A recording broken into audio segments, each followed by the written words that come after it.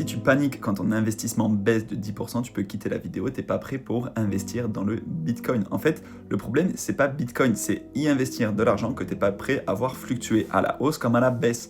Et on a forcément envie que ça parte à la hausse, mais le Bitcoin, des fois, ça peut faire moins 10, moins 20, moins 30, moins 50%. En bear market, c'est pas impossible. Là, actuellement, on est à 92 000 $, mais c'est pas impossible qu'on aille plus bas.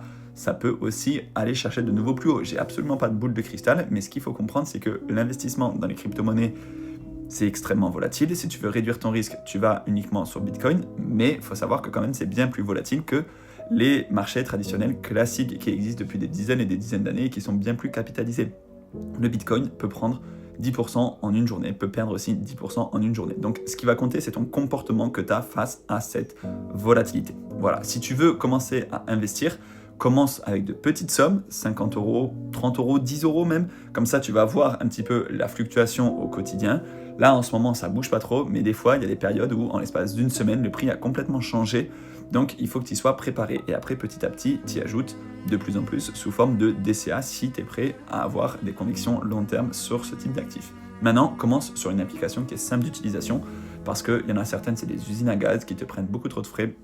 Je te mets le code sur Swissborg si ça t'intéresse. Pour moi, c'est l'une des plus simples quand tu es débutant pour commencer à investir.